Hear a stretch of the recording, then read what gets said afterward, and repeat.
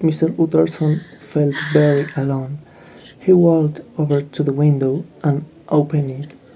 He could see the street lights and heard the sounds of London outside. He picked up Dr. Lanyon's letter again. My visitor didn't ring the liquid straight away. First, he said, You can tell anyone my secret. You are not a real scientist. I am a real scientist. He picked up the test tube and drank everything in it. He almost fell. I saw the change. Was he growing? Yes, he was growing. He was really growing. His face was black, and then it changed. There, in front of my eyes, white and dead, stood Henry Jekyll. Jekyll told me so much I cannot write it down, because I cannot believe what I saw. I cannot work, I cannot eat, and above all, I cannot sleep. I know I will die, and that I will die soon. One thing you need to know, my good friend Utterson, is that the man who came to my house that night was a murderer.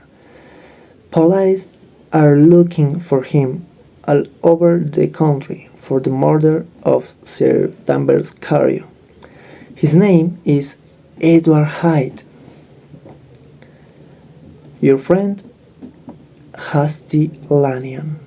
There was one final document for Mr. Utterson to read. On the front, it said, Dr. Henry Jekyll's life and work. Mr. Utterson didn't wait. This was Henry Jekyll's own story. Dr. Henry Jekyll was born into a good family. We had money and we had another important thing, the need to work hard.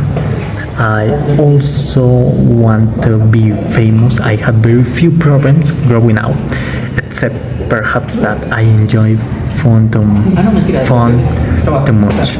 This part of me was different from my need to work hard. I was worried about it. So I began to hide that part of me. I started to think that I had a bad side and a good side. Later, I began to understand that we all have a good and bad side. This way, the good half does stop at the bad half from doing bad things. My work is not complete. Other scientists will finish it for me. All I need to say is that I tried a lot of different chemicals for years and years. Then, one night, I found it. The liquid I mixed it in the test tube, boiled it, and smoked it. And then, I drank it. It was in a terrible pain. My body hurt and I felt so ill. I thought I was dying, but then I began to feel better, much better. It was strange. It was new and sweet. And then I felt so happier. I really liked the younger me, but I knew immediately that the younger side of me was evil. Was bad, was really bad. At that time, there was no mirror in my laboratory, so I couldn't see myself. It was late last night, a dark black night. My servants were sleeping, so I decided to walk across the garden and into the big house. They started looking down at me, and I felt like they were surprised. I went into the house and into my room, and that was the first time that I saw the other side of me, my evil side, Mr. Edward Hyde. Edward Hyde was a bad man from the beginning. He did terrible things. He loved being evil and he loved harming people. I, Henry Jekyll, could not believe Edward Hyde's action, and sometimes he tried to make things better, but not often. My Mr. Hyde was in danger once. He hurt a small child, and your cousin saw him, and the child family was there. After that, Hyde was worse. This time, he murdered Sir Danvers Carew.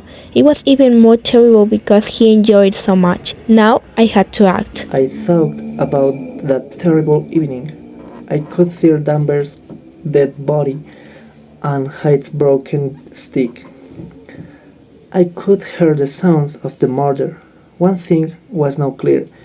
It wasn't possible ever to become Hyde again. Hyde must disappear forever. The evil side of me must disappear. The next day, I read about the murder in the newspaper. I now knew that the police were looking for Hyde. I decided to forget evil and work for the good of men. I worked hard to help people. You, Utherton, know how hard I worked. You know how much I did for others.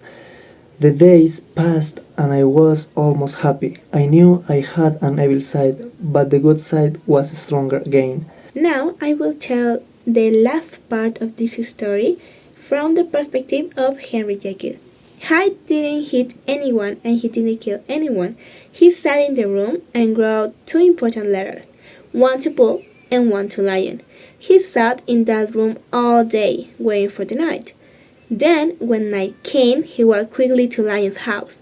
Once, a woman spoke to him, and he hit her in the face and she ran away. I can hardly remember what happened at Lion's. When I became Jekyll again, I was no longer afraid of the police, and I wasn't afraid of dying.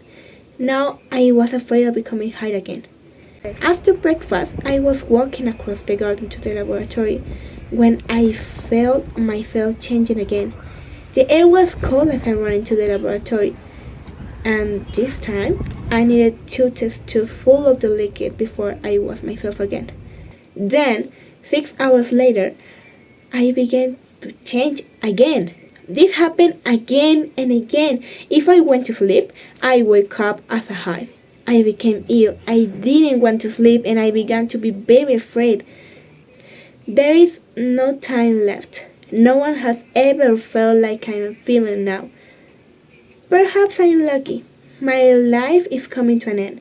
I have no more chemicals.